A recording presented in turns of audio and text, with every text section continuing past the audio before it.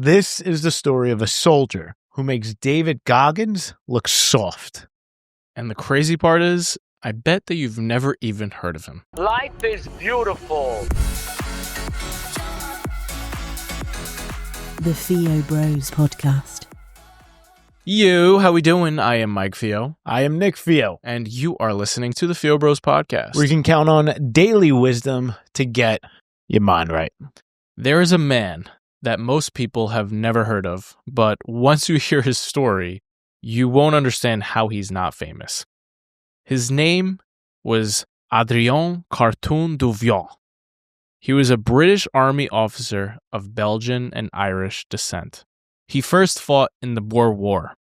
He got shot in the stomach and the groin, but he survived and went back to fight. Then came World War I. He was shot in the face, lost an eye and half his ear, but he healed and he went back to fight. This time, he was shot in the hand, shattered his fingers completely, but the doctors refused to amputate them.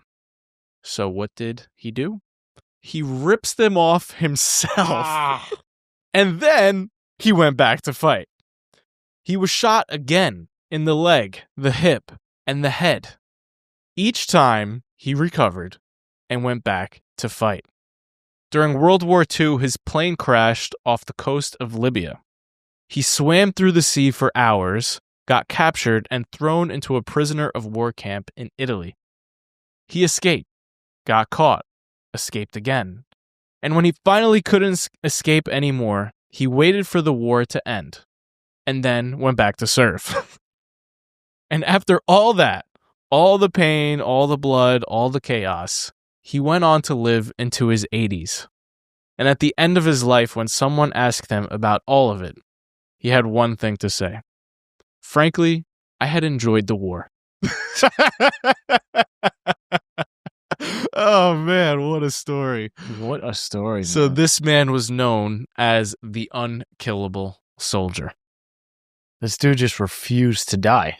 Absolute savage, Adam. He might be one of the toughest men alive, or the toughest men to ever live. Yeah, he's not alive. Yeah, he definitely does make Goggins look soft. So just to recap here, he fought in 3 wars. He was shot in the face. He lost an eye and part of his ear.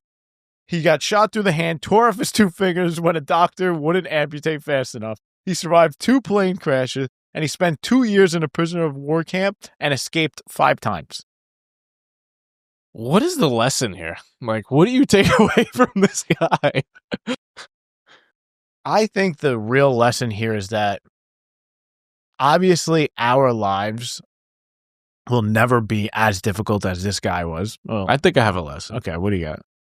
When your fingers are torn to shreds, just rip them right the hell off. Bro, that's the worst part. Makes me, my stomach turn every time I hear that part of the story. No, but really, I think I think the lesson really is like, this is an analogy for life. Not to the extreme of what this guy went through, but life is hard. Life is war. It's not war, but we have to face battles throughout this journey called life.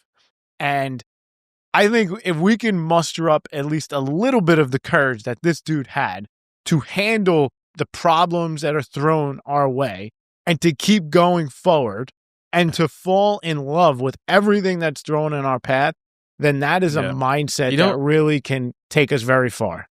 I think I know the lesson I want to pull away from this guy. So when you think of resilience, right, you think of... If you think it could be serious. Siri wants to get involved.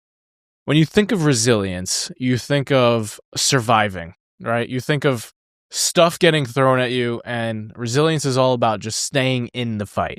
That's what I would sum it up as. Staying in the fight. Staying in the fight. Staying in the fight. Yeah. But he takes it a step further. He actually loves the fight. Like, you have to be a little deranged to want to go back into battle time and time and time again. And what that tells me is he genuinely, and he said it at the end, I enjoyed the war. He loved the fight. He loved that struggle. He wanted it. And I think if we can get ourselves to that place where we genuinely, like, give it to me. I want that. Why do you think he said that? I think he genuinely loved the fight. Why? Why do you think? I think because it made him feel alive. It reminded him that he was alive. And I think that is a really good mindset to have when we're going through a tough time, is that the fact that we are going through this means that we still have life. And life is not promised. Tomorrow is not promised. Because you're going through this shit right now, it means that you're blessed to have another day on this earth. I like that. How do you take this into your day today? I think, for one, it's like whenever something gets thrown on your path that's a pain in your ass, think about this guy and muster up the strength to see that this thing that is quote unquote a pain in your ass is really just like a feather. Mhm. It's nothing. And you could just brush it off and be a beast like this dude. Yeah, for me, I think it's a mentality of loving the fight. It's not just being resilient and surviving. It's having that thing where, like, you bang on your chest and you want it. Like, give it to me. I want the struggle. I want the pain. I want the fight. I want the challenge. I want it all. If you can get yourself to that psycho mentality like this guy, you will be unfreaking stoppable. You're like a freight train that everything will get out of your way and you'll just do it. You will just go. I think that, to me, is what I would like to take into this day, is just love it. Like, turn into an absolute savage animal like him. I'll hold you to that. Let me see if you show up the rest of this day like a savage animal. Yeah. All right. Thanks for hanging out with us. We love you. Peace. Thank you so much for listening all the way to the end. If you're new here, we share daily mindset motivation in 10 minutes or less. So if that's your vibe, hit subscribe or check out another episode right here.